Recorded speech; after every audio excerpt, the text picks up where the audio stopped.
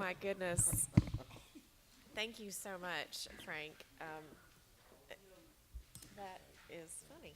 So what we'll do now, and there's a slight clarification on the agenda.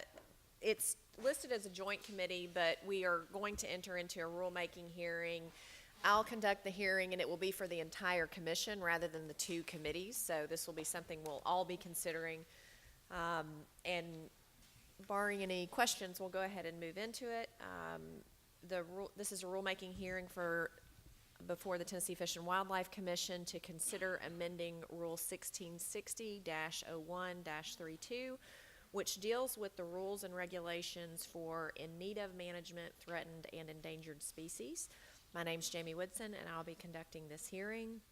The Tennessee Wildlife Resources Agency team member, Pandy English, and perhaps others may be presenting information on this proposed rule. Obviously, members of the commission will have the opportunity to ask questions and offer comment. We'll also offer that same opportunity for members of the audience as well.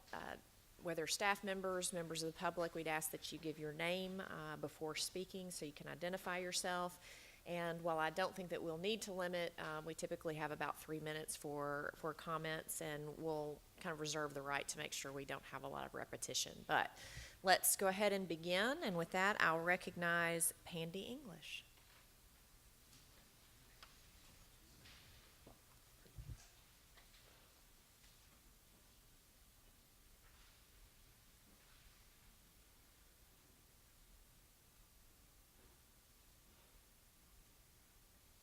All righty.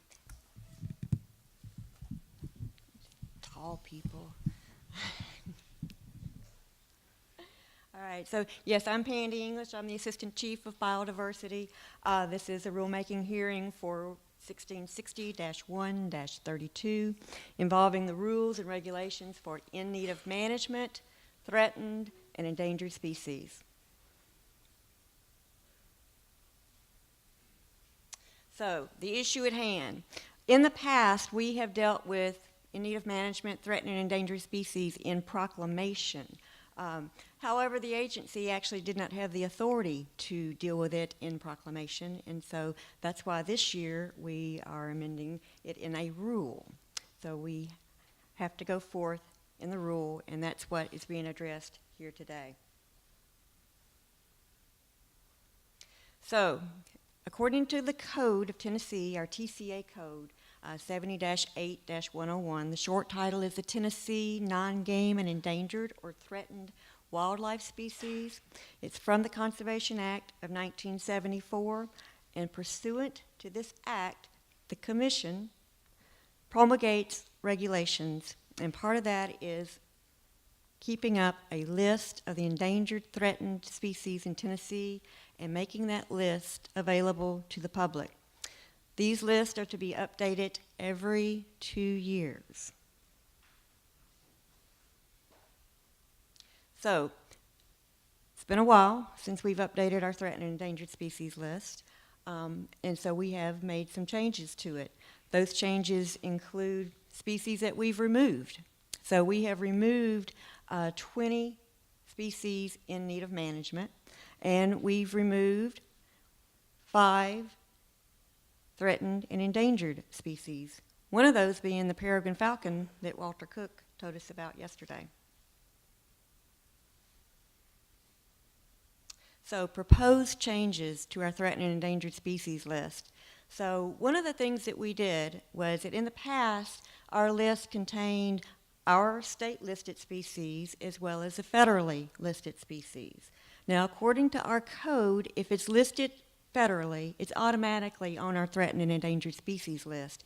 However, we have decided to only refer to the federally listed species so that we can be updated as the federally listed species are updated. So we're always concurrent with the federal listed species. So any federally listed endangered species that occurs in Tennessee is automatically on our list. However, we're only referring to it when you look at our list.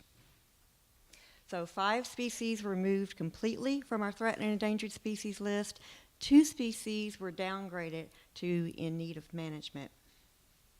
So in need of management, we removed 20 species We also added 20 species. And we add species when we conduct research, we learn data, and we realize that these species need a little bit more protection. So the benefits of this rule. So the benefits of us having a state threatened and endangered species list, particular to Tennessee, is it allows us to be proactive as far as the conservation measures that are used to address animals that are becoming rare or animals that are already rare. This guides our efforts, this guides our work. It helps us keep species off of the federally listed endangered species. It keeps TWRA compliant with the U.S. Fish and Wildlife Service. We have an agreement with the U.S. Fish and Wildlife Service that states that we will update this list every 2 years. If we do not do that, we are not compliant with that agreement, and therefore they could take away our funding. So how is this list created? Best available science and the experts that we have across the state, many of which are personnel of the agency. So many of the experts, especially fish experts, come from our own fisheries division in the regions. We started paying very close attention to this in 2015, so because that is when we created our SWAP revision, our State Wildlife Action Plan revision was revised in 2015. At that point, when we do our State Wildlife Action Plan, we are the most current on the occurrences of species, especially species of greatest conservation need in our state at that time. So we are using the most current data that we have to make these determinations. Success stories. So as you know, in 1975, the osprey was state listed, federally listed as endangered.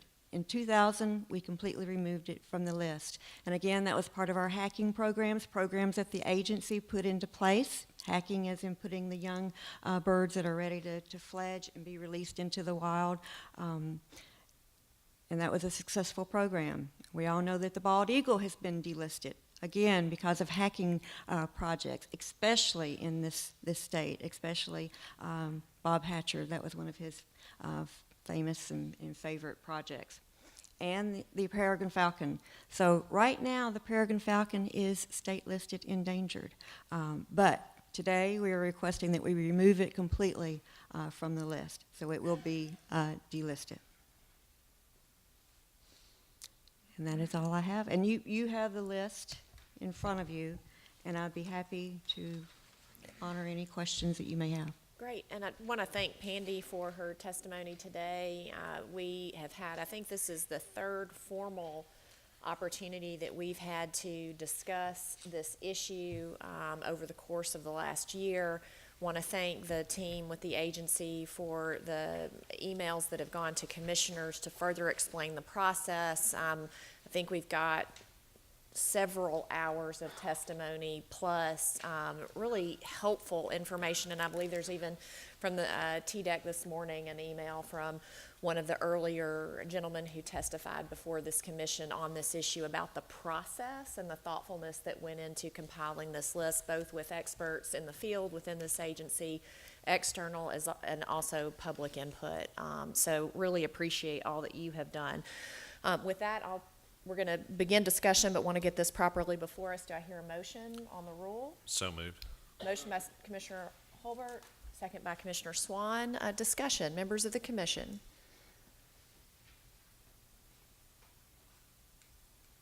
Seeing no discussion, is there any member of the public or member of the agency staff or other that would like to testify? Excellent. Then, without objection, we'll move to a roll call vote for the rule. Madam Clerk, please call the roll. Dennis Gardner.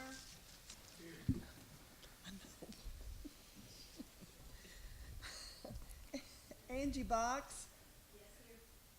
Members, if Oh. I will remind you, it will be yes or no. Both If yes. you would indicate support or, Yes, okay. Bill Cox. No. Connie King. Yes. Chad Baker. No. James Stroud. Yes. Bill Swan. No. Kent Woods. Brian McLaren. Tony Sanders. Yes. Kurt Holbert. Yes. Jeff Cook. Yes. Jamie Woodson. Aye.